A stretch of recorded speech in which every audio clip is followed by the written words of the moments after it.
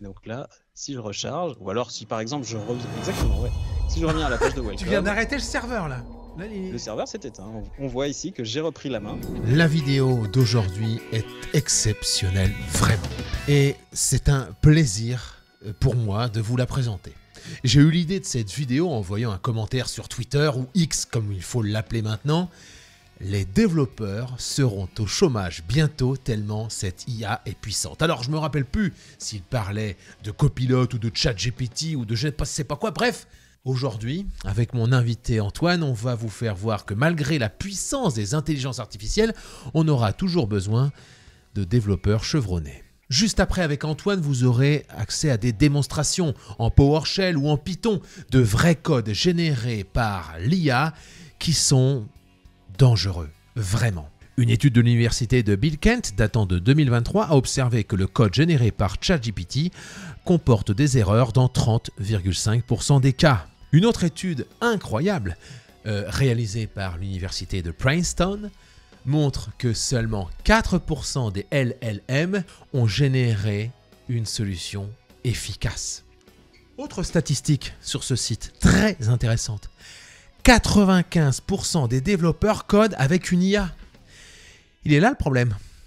C'est que si on ne fait pas attention, on peut coder n'importe quoi. Et on va le voir dans la vidéo. On va faire une petite démonstration toute simple pour que tout le monde comprenne bien le vrai problème de l'intelligence artificielle et du code généré par celle-ci.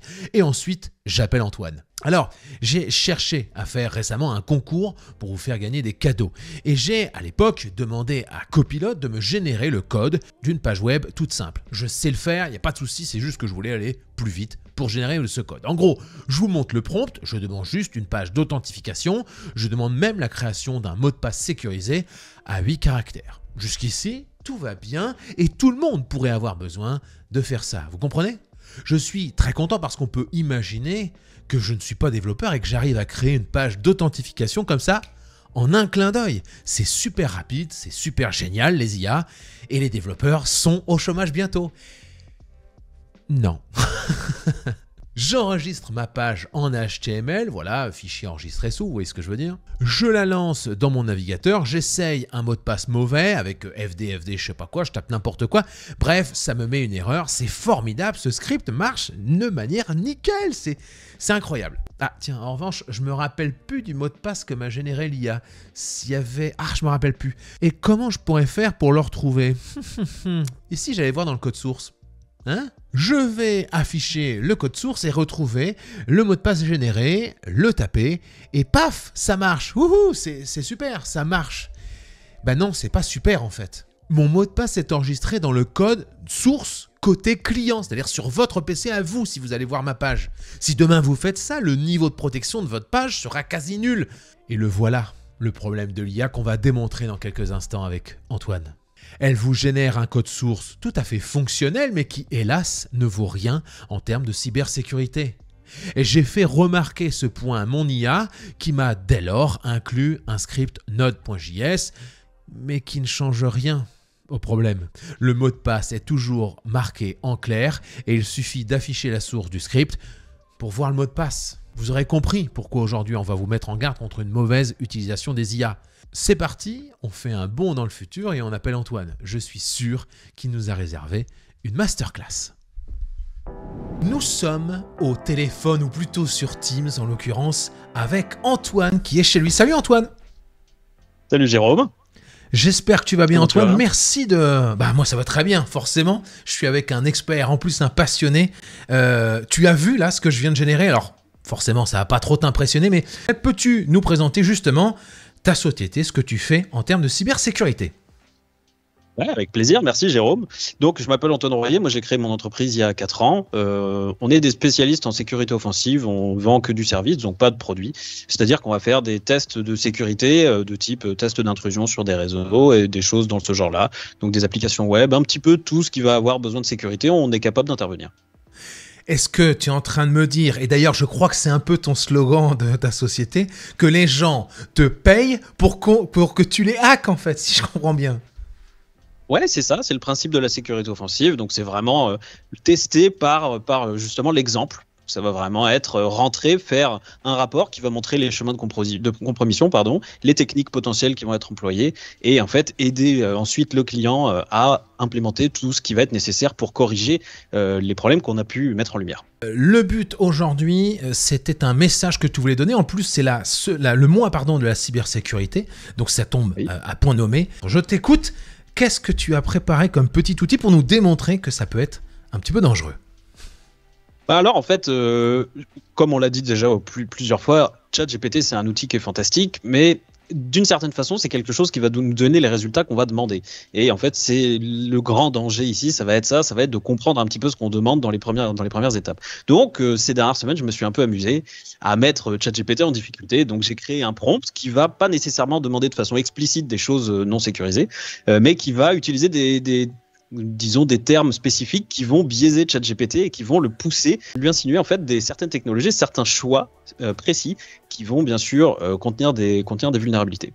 Donc premier exemple, Antoine, peux-tu nous parler, je crois que tu allais nous parler d'un logiciel ou de Python, non pas encore peut-être ? Plutôt PowerShell. En l'occurrence, okay. Donc on fait pas mal de ce qu'on appelle de l'audit interne dans notre métier. Donc c'est-à-dire en fait on va se connecter sur des réseaux des entreprises et on va essayer de montrer quelles sont les potentielles élévations de privilèges qu'on va pouvoir trouver.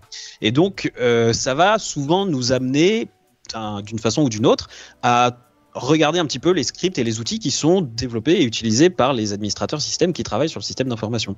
Et ce qu'on a remarqué, c'est qu'il y a beaucoup de pratiques qui sont parfois pas forcément très sécurisées, qui sont aussi propagées par ChatGPT. Et donc, si tu veux, je peux te proposer un exemple qui est assez intéressant, qui est pas forcément le plus pertinent par rapport à ce qu'on trouve dans les cas les plus courants, mais qui très rapidement, tu vas voir, en une phrase, va déjà montrer le nombre de vulnérabilités qu'on est capable d'avoir dans un script et le nombre de mauvaises pratiques qu'on peut véhiculer très très vite. Je t'écoute Antoine, par rapport à ce script PowerShell, plutôt pour Windows, donc plutôt pour Active Directory si je dis pas de bêtises.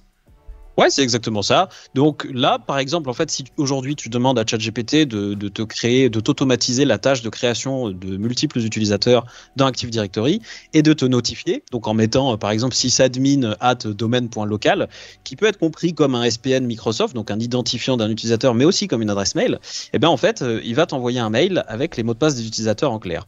Ça peut être fait d'une façon qui est, je dirais, correct en termes de pratique d'administration. Si le mot de passe il est généré aléatoirement, si il est forcé d'être changé à la première utilisation, et surtout en fait s'il est communiqué via un canal chiffré, mais on verra que il y a de fortes chances en fait que ChatGPT ne prenne aucun de ces chemins et fasse probablement toutes les erreurs possibles dans cette tâche.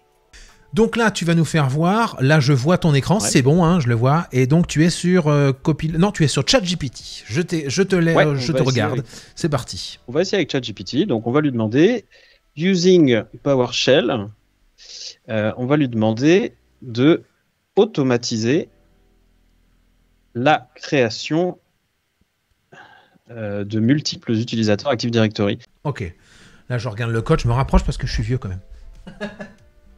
Donc là, en fait, on voit plusieurs problèmes immédiatement. Et le principal problème, c'est pas forcément le stockage des mots de passe en clair, parce que ça, c'est un problème qu'on voit assez souvent. Hein. Partir du principe que si la machine, le contrôle d'accès est bien fait, c'est un coffre-fort de secrets et on n'est pas supposé y accéder. Bon, voilà, il y a une exposition qui est quand même moindre, même si ça reste toujours une mauvaise pratique. Attention, hein, de stocker les secrets d'authentification en clair. Mais la plus grosse mauvaise pratique, entre guillemets, je dirais, et là où vraiment ChatGPT peut faire quelque chose de bien, et c'est pas le cas ici, c'est en fait positionner le booléen change on logon required dans new add user.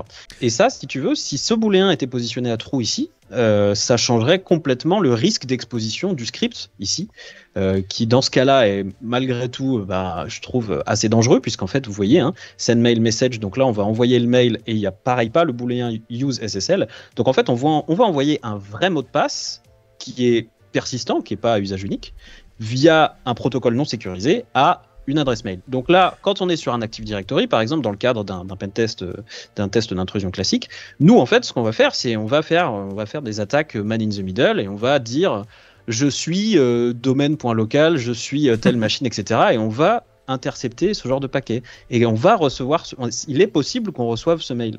Et donc, sur notre machine d'auditeur, on va recevoir un mail avec des mots de passe en clair. Et on pourra l'utiliser. Et ça, ChatGPT, est-ce qu'ils mettent un message peut-être, on n'a pas regardé, mais ils mettent un message d'alerte ou en attention, machin ? Alors, il y a une petite note qui explique que les mots de passe doivent être manipulés avec un certain nombre de précautions dans des environnements de production et que cet exemple est évidemment simpliste. La réalité, c'est que c'est des choses, ça, qu'on voit de toute façon aussi en environnement de production. Et une des choses que ChatGPT ne fait pas, et c'est pour ça que je dis que cet exemple n'est pas forcément très pertinent par rapport à ce qu'on voit vraiment sur Active Directory en général, c'est qu'il part du principe que ce script, il est exécuté depuis une session qui est déjà active. Et donc, en fait, on n'a pas besoin de renseigner les authentifiants qui permettent à la personne de créer l'utilisateur, puisqu'il faut un certain nombre de privilèges pour créer l'utilisateur. Et donc, le plus souvent, ce qu'on voit en vrai de ce genre de script, c'est que dans l'entête, il y a les identifiants d'un utilisateur qui a des privilèges sur Active Directory. Et ça, c'est pareil, c'est stocké en clair sur la machine, et ça peut poser problème. Ou alors, au moins, ça devrait prompter, en fait, parce qu'on est capable de demander à l'utilisateur de se loguer. Exactement. Une bonne façon de faire, c'est exactement ce que tu viens de dire, Jérôme. C'est au lieu de stocker les identifiants dans un script, c'est plutôt de prompter. Et donc, le script doit s'exécuter de façon interactive et l'utilisateur doit taper son mot de passe. Un autre exemple, en fait, de ce que ChatGPT considère comme étant une pratique de sécurité qui pourrait être intéressante et qui, malheureusement, il passe complètement à côté du but de la fonction, c'est ici, si tu veux, il va chiffrer le mot de passe de l'utilisateur. Donc, on voit, ils sont pris dans le champ user.password du CSV. Donc là, password 1, password 2. Et donc, cette chaîne, en fait, si on intercepte, si tu veux, le script pendant son cours d'exécution, quand on va faire print password, on va avoir un bloc chiffré en AES ou en triple DES avec les clés des PAPI. Okay. Pour résumer, un truc bien fait en utilisant le natif Windows assez robuste, je dirais, la cryptographie est assez robuste, et c'est vraiment la string, la chaîne de caractères qui est utilisée pour la création. Donc ici, c'est bien fait. Là où c'est dommage de passer si près de faire un truc quasiment correct, c'est que le mail ici, si tu veux, la variable qu'on prend, c'est pas la variable password qui contient le secure string, la version chiffrée du mot de passe, mais c'est bien la version originale user.password qui est directement issue du CSV. Et donc là, en fait, on envoie carrément password 2 et password 1 par mail en clair en SMTP. Dès lors, Antoine, ce que tu m'as fait voir là, tu l'as déjà vécu vraiment. Il y avait des admin 6 qui lançaient cette commande. Ouais, bien sûr, c'est arrivé. En fait, au-delà des soucis de sécurité, parce que c'est vrai que là, on parle essentiellement de ça, parce que c'est le sujet d'aujourd'hui, mais en réalité, les problèmes qui sont liés à l'utilisation de génération de scripts comme ça sont bien plus larges que simplement la sécurité, problèmes d'interopérabilité, des problèmes de panne, des problèmes de maintenance, et ça me fait penser à un très bon exemple d'un client à moi qui avait un problème de migration justement de son domaine. Il voulait changer le nom de son domaine puisqu'il contenait des points, et donc ça posait des soucis. Et donc, il a demandé à ChatGPT de créer un script qui lui permettait justement de tout renommer. Sauf que le souci, c'est qu'un domaine Active Directory, c'est quand même un objet qui est relativement complexe. Et à partir du moment où il y a des interconnexions... C'est la base de tout, c'est vrai. En l'occurrence, ça a été tendu et effectivement, il y a eu un script qui a été lancé, qui a été généré par ChatGPT sans trop de vérification. Heureusement, c'était un Active Directory d'une suffisamment petite taille pour que la panne soit assez courte et peu coûteuse finalement. Mais c'est juste un exemple de jusqu'où ça peut aller. Si ça avait été mené sur un AD plus grand, avec beaucoup de connexions, etc., c'est des pannes qui peuvent coûter très très cher à l'entreprise. Ça coûte très cher. Premier exemple qui montre bien déjà que les sysadmins sont touchés. Est-ce que tu as d'autres exemples? Mais attention, je te mets un défi, Antoine, il faut monter le niveau à chaque fois. Ça va pas être très compliqué. On a un peu travaillé sur un prompt qui est suffisamment affûté pour mettre ChatGPT en défaut quasiment systématiquement et surtout le faire d'une façon où en fait ChatGPT va pas nécessairement nous dire explicitement les problèmes de sécurité qui sont sous-jacents. Le prompt suivant, je crois que tu m'avais parlé vaguement, mais j'ai pas encore, je découvre aussi avec vous, je crois que c'était... c'est du Python, hein, c'est ça? C'est du Python, ouais. Alors, donc il y a 4 fonctionnalités dans le script Python qu'on va demander. C'est quand même inspiré de choses qu'on a vues, des petits programmes qui sont mis en place par des devs ou par des admin systèmes pour se faciliter la vie, pour échanger des fichiers sur un système d'information. Encore une fois, c'est comme pour le script en PowerShell, on n'est pas en train de dire que ces scripts-là et ces pratiques-là, ça met absolument en péril, on fait pas de l'alarmisme. Ce qu'il faut comprendre, c'est que des vulnérabilités et des problèmes de sécurité, c'est toujours des choses qui sont à contextualiser. Et donc là, ce qu'il faut voir, c'est qu'on part évidemment d'un principe où il y a quelqu'un qui a le pied, la main, les yeux dans votre réseau. Et effectivement, s'il tombe sur des petits outils qui ont été développés comme ça, un peu à la va-vite, peut-être sans trop se poser les questions de sécurité, parce qu'on s'est dit que personne d'autre que nos collègues en qui on a si confiance, de toute façon, ne pourrait les voir, il n'y aurait pas de problème. Donc, ce script en anglais, après, vous allez comprendre très vite, hein, c'est de l'anglais assez facile. Là, qu'est-ce que tu demandes si tu dois résumer un peu le script? Alors, on va lui demander de nous créer un serveur en Python qui va servir 4 pages. Donc, la première page, ça va être une page d'authentification qui va demander des authentifiants à l'utilisateur. Okay.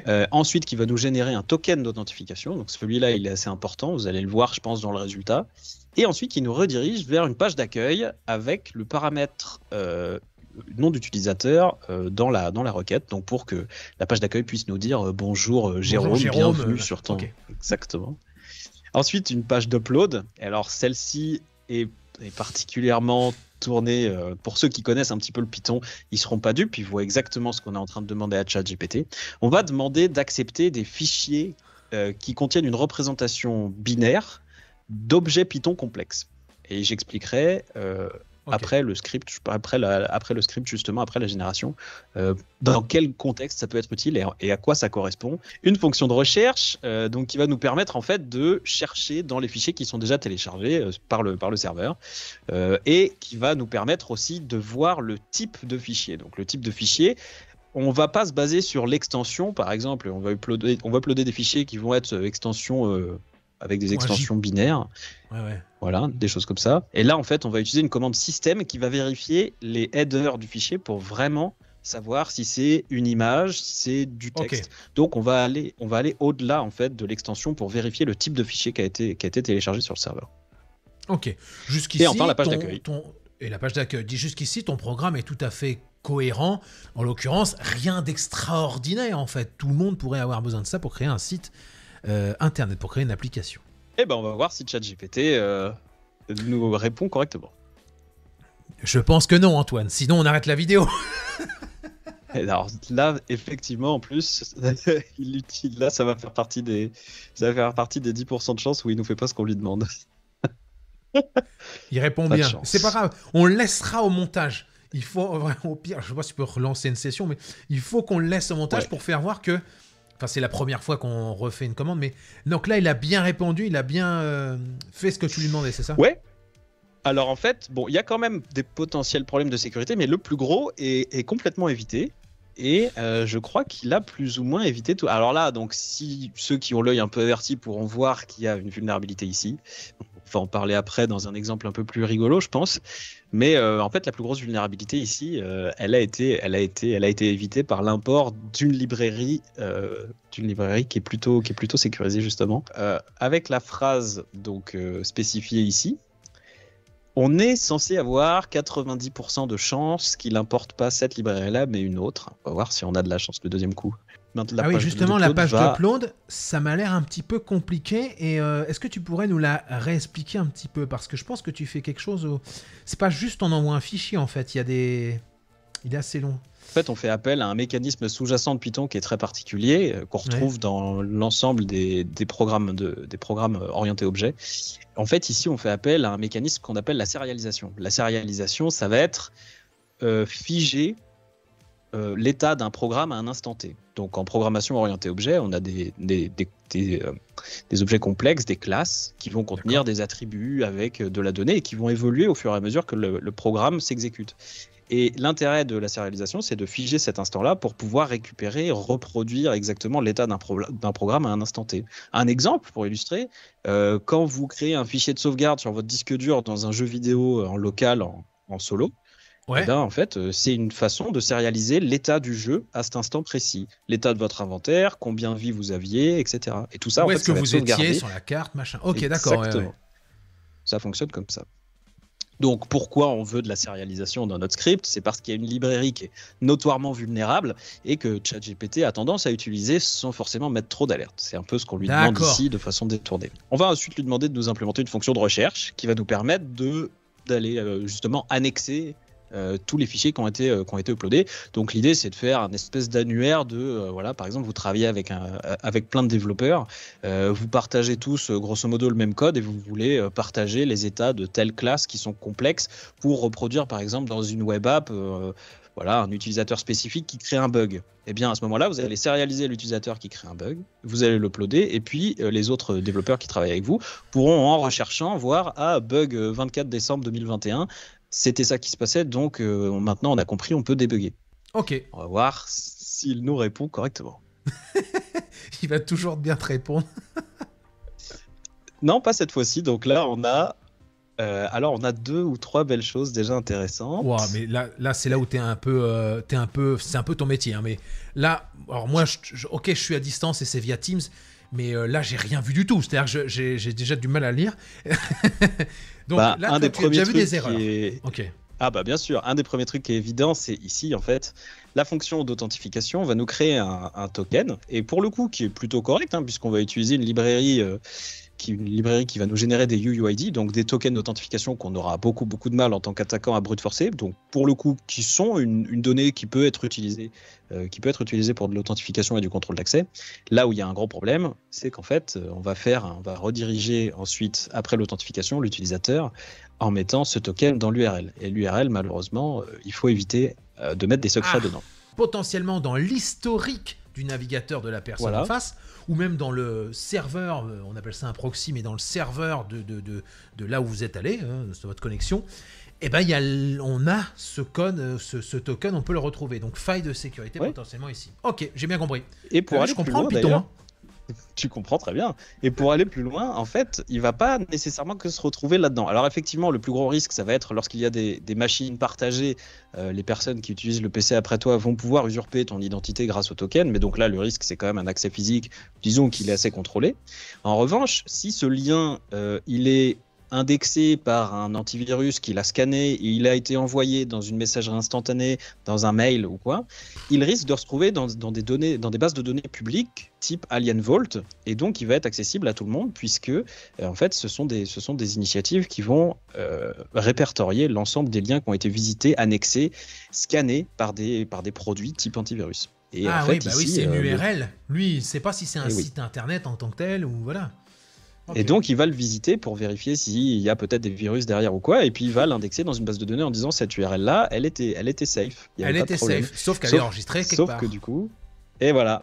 Wow. Alors évidemment, on passe outre toute la partie, on va créer une application sans générer de certificat, donc là, on va être exclusivement en HTTP sans TLS, évidemment. C'est ce que tu avais demandé, je crois, dans le prompt. Tu avais marqué HTTP, non ? Et non, la beauté du prompt, c'est que je reste très vague sur énormément de choses, et ce qui laisse en fait à ChatGPT la marge de se tromper en ne faisant pas les choix, qui sont sécurisés par défaut. Est-ce qu'on peut voir d'autres problèmes ? Alors oui, ici il va y avoir une exécution de code. Donc voilà, là c'est les vulnérabilités les plus critiques a priori. Mais bon, ça c'est ce qu'on voulait. Et en fait, ce qu'on veut, c'est pas nécessairement juste avoir cette vulnérabilité-là qui va apparaître quasiment systématiquement. On pourra partager les statistiques de cette génération de scripts plus tard. Ce qu'on veut surtout, c'est voir combien de fois Python nous alerte par rapport à l'utilisation de cet appel dangereux dans cette librairie dangereuse. Et je vous laisse constater par vous-même là où sont les warnings. Mais il n'y a pas en fait. Non. Ah oui, d'accord, parce que j'étais en train de les compter parce que je vois 1, 2, 3, 4, 5, mais il n'y en a pas. Il n'y a absolument aucun warning. Il n'y a aucun warning. C'est là où il y a quelque chose quand même vraiment dangereux, et je pense que c'est utilisé tous les jours par des milliers de développeurs qui s'en servent et qui ne lisent pas, parce que, encore une fois, comme tout à l'heure avec mon script bidon tout simple de site internet, ça marche. C'est-à-dire que ça fonctionne en fait. Et oui, il est dangereux. Bah, si tu veux, je te propose que on le voit en live, donc on va le mettre dans un fichier et on va l'exécuter, et puis on va aller voir ce qu'il donne. Donc on va créer un fichier qui s'appelle server.py, on va aller coller le script dedans, on va juste vérifier une dernière fois que c'est bien tout ce qu'on avait. Alors on n'en a pas parlé aussi, mais évidemment la partie gestion des utilisateurs, elle est absolument inexistante, hein. On va avoir un tableau user sessions qui va être rempli au fur et à mesure que n'importe quel utilisateur se connecte. Je ne considère pas ça comme étant un problème critique, dans le sens où on n'a pas demandé explicitement un contrôle d'accès. Est-ce que je dis une bêtise si je dis que tu vas sniffer, c'est ça ou pas du tout ? D'une certaine façon, oui. En fait, en réalité, ce qu'on fait, c'est qu'on fait un man in the middle ici. Donc là, Ok. j'ai un navigateur ici qui va se connecter d'abord à Burp Suite et ensuite à mon application web qui est hébergée en local. Dans mon Burp Suite ici, donc le proxy qui fait encore une fois le man in the middle entre le navigateur et le web server qui tourne ici en Python, eh bien, je peux voir qu'effectivement, les requêtes, je les ai interceptées et donc on Ok. voit encore une fois d'ailleurs, tout est envoyé directement en HTTP. Il n'y a pas de notion de HTTPS, de TLS ici, rien du tout. Donc là, si on se connecte, toto, pour voir, on arrive à se connecter et on voit immédiatement dans l'URL ce qu'on avait prévu, donc le UUID, Universal Unique Identifier, qui a été généré et qui est envoyé comme ça directement. Et là, le gros problème, donc on en avait parlé, c'est lié à la sérialisation. Alors, il y a plein d'autres problèmes potentiels dans le script, et je pense que si ça intéresse les gens qui sont un peu amateurs de sécurité, vous pouvez regarder peut-être d'autres versions du prompt et voir effectivement tous les problèmes potentiels. Nous, celui qui veut nous intéresser, c'est essentiellement celui qui est lié à l'upload.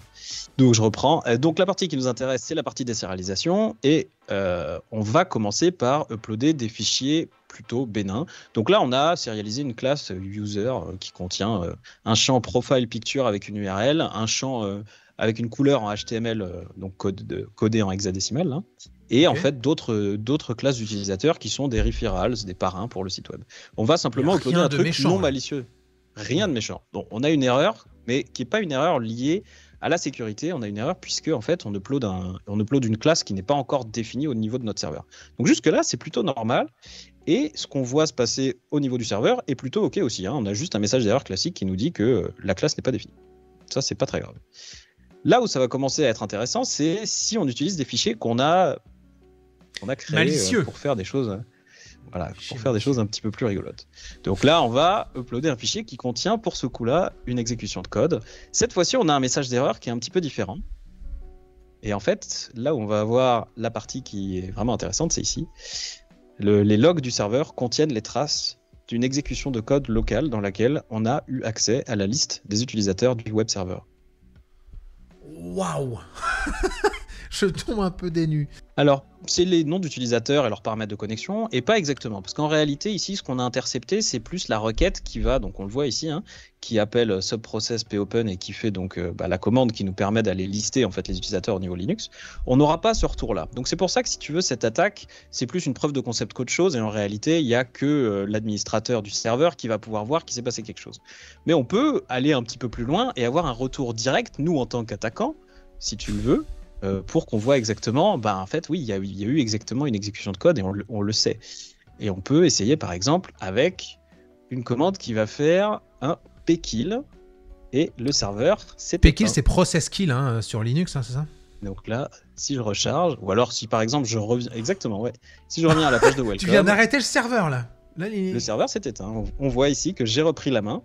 Et en fait, la commande, donc on peut la voir normalement dans l'upload, la commande a fait pkill Python 3, et notre serveur, c'était une instance du processus Python 3, qui donc a été tuée par l'injection de code qui a lieu lors de la désérialisation.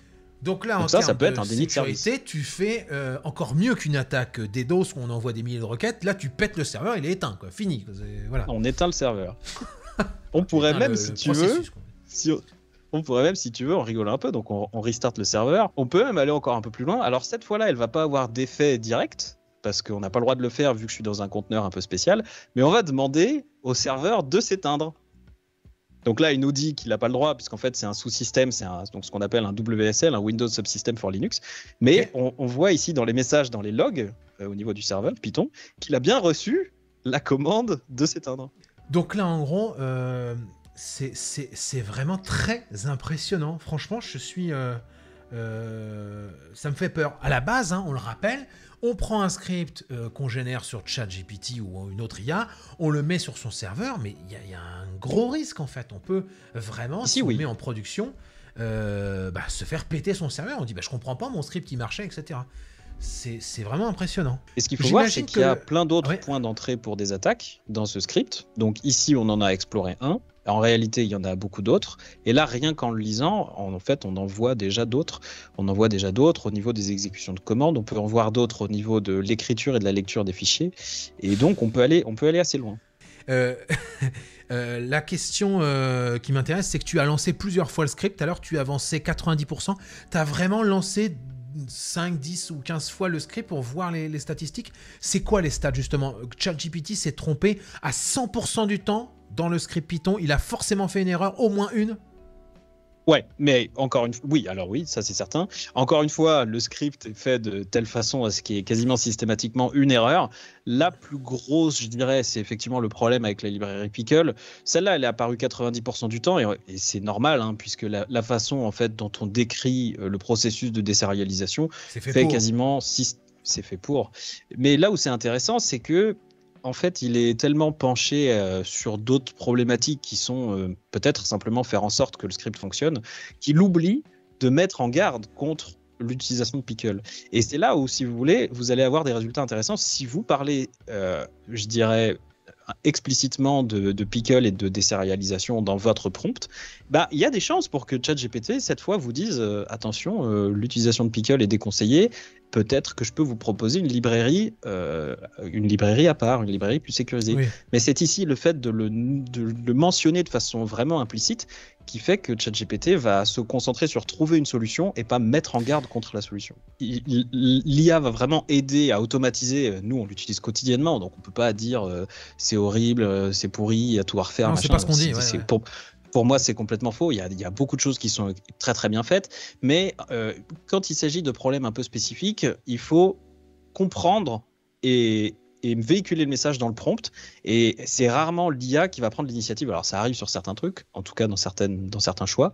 Et c'est rarement l'IA qui va forcément prendre les devants et les faire prendre l'initiative de dire je te propose une alternative plus sécurisée, ou alors tu as fait comme ça, mais tu devrais pas faire comme ça. Et ça, c'est aussi lié à la façon dont ChatGPT fonctionne. ChatGPT sera toujours d'accord avec le client et roi, entre guillemets. Donc toujours ChatGPT sera d'accord avec le prompt. Si je lui dis décris-moi pourquoi le soleil ou la Terre est plate, ChatGPT va me trouver des arguments sur le pourquoi la Terre est plate. Tu sais que ça me fait penser à moi quand j'ai fait des études de développeur à l'époque. Alors c'était plus du Visual Basic 6, du Delphi ou du PHP ou de l'ASP. Nous, on nous disait, ok, vous pouvez aller copier-coller du code sur Google ou sur ce que vous voulez. C'est exactement ce que j'allais dire, Jérôme. Mais oui, c'est ça en fait. Je sais pas. Le mot d'ordre n'a pas vraiment changé. Oui, bien sûr, mes enseignants me disent exactement la même chose. Tu trouves du code sur Stack Overflow, assure-toi quand même de l'avoir lu et compris avant de le copier-coller. C'est le même principe avec ChatGPT. Et le mot d'ordre, je pense, ça n'a pas changé. Et j'allais vraiment rebondir exactement de la même façon que toi. Ouais. Je pense que ça doit rester de cette façon-là. C'est une source d'information. Il faut savoir la traiter avec les pincettes qu'elle mérite, entre guillemets. Alors, je suis curieux de voir si avec une troisième tentative, on a un des problèmes qui apparaît que 40% du temps, mais qui peut être à 3 endroits différents de l'application. Donc là, on va réexécuter une autre des versions du script qui contient un certain nombre de vulnérabilités, et notamment une qu'on avait envie de voir en particulier. On va se loguer donc avec les authentifiants qui sont codés dans le script, et on va injecter quelque chose de particulier dans le nom d'utilisateur. On va injecter une opération arithmétique, voir si elle est résolue. 4x4, 5x5, on voit qu'il résout. C'est dans l'URL que tu modifies, c'est ça? Ouais, exactement. Et donc là, en fait, on voit que ce qui est entre crochets, c'est interprété comme du code Python. Ça s'appelle une server-side template injection. Ouais. Excuse-moi, je t'ai parlé pendant que tu parlais. Comment ça s'appelle, excuse-moi? Aucun problème.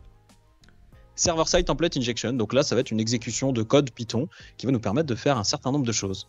Là, par exemple, on a la capacité de faire fuiter la clé secrète du serveur Flask, mais on va pouvoir faire normalement 2-3 autres choses assez intéressantes. Donc là déjà vous voyez on a des informations qui viennent du back-end qu'on ne devrait pas avoir a priori. En PHP, moi je crois que c'était quelque chose où tu faisais un dollar underscore get et tu récupérais ce qu'il y avait en variable du navigateur. En fait, c'est un peu la même chose que tu fais en Python, c'est ça? Exactement. Et en fait, ici, c'est même assez propre à la template Jinja 2 et donc Flask. Et ici, vous voyez que en appelant donc les méthodes qui sont natives à Flask, donc get flash message, etc., on va pouvoir parler du Python et on va pouvoir appeler la méthode open sur un paramètre qui est donc etc password. Et donc là, on est en fait en train d'exécuter du code Python, on est en train de lire les fichiers du système. Donc là, on a une exécution de code à partir de l'URL. Quel message, en fait, qu'on pourrait dire, Antoine? Moi, je vais là, vous remercier d'avoir regardé cette vidéo et vous dire comme chaque semaine salut les noobs. Mais juste avant, j'ai envie de laisser le mot de la fin à Antoine. Si moi je dois dire un mot de la fin, c'est méfiez-vous, soyez un peu dans cette méthode qu'on a plutôt pour les admins 6 du zéro trust, ne faites confiance à rien, à personne, même à votre collègue de boulot, ne faites par défaut confiance à personne, donc par défaut ne faites pas confiance aux IA, même si vous pouvez bien sûr les utiliser. Ça serait quoi ton message de fin, Antoine ? Je pense que c'est le bon message et ce qu'on essaie de faire le plus souvent dans notre métier aussi, c'est de ne pas être nécessairement trop alarmiste parce que si on dit faites trop attention en permanence, c'est Pierre qui criait au loup, on fait plus attention à rien. Ce qu'il faut comprendre, c'est qu'il y a des contextes dans lesquels il faut faire plus attention que d'autres. Et en l'occurrence, si vous utilisez l'intelligence artificielle pour générer des scripts qui vont avoir à traiter avec de l'ouverture de port, de l'authentification, de la cryptographie, là, vous allez nécessairement devoir demander une seconde vérification, un durcissement, des mesures de sécurisation. À partir du moment où vous avez des critères qui sont dangereux dans votre script, et on en a montré quelques exemples, mais il y en a plein d'autres, c'est à vous de comprendre qu'il y a un risque, et c'est à vous de comprendre que l'IA, elle peut vous faire des choses très bien, comme des choses plutôt graves, et c'est à vous d'affiner le prompt de façon à ce que votre résultat soit le plus adéquat. Merci à celles et ceux qui ont regardé cette vidéo, ça me fait super plaisir de vous proposer du contenu assez haut niveau en fait. Techniquement, on est vraiment face à un expert qui m'a accordé du temps. Je le rappelle, je ne sais pas si je l'ai dit dans la vidéo, mais cette vidéo n'est pas sponsorisée, c'est-à-dire que Antoine ne m'a pas payé, je n'ai pas payé Antoine, c'est une relation de passionné à passionné en fait. Voilà, c'est juste génial. Merci à vous d'avoir regardé cette vidéo. Je vous dis comme chaque semaine, salut bande de noobs, et à la semaine prochaine, dimanche 12h. Salut!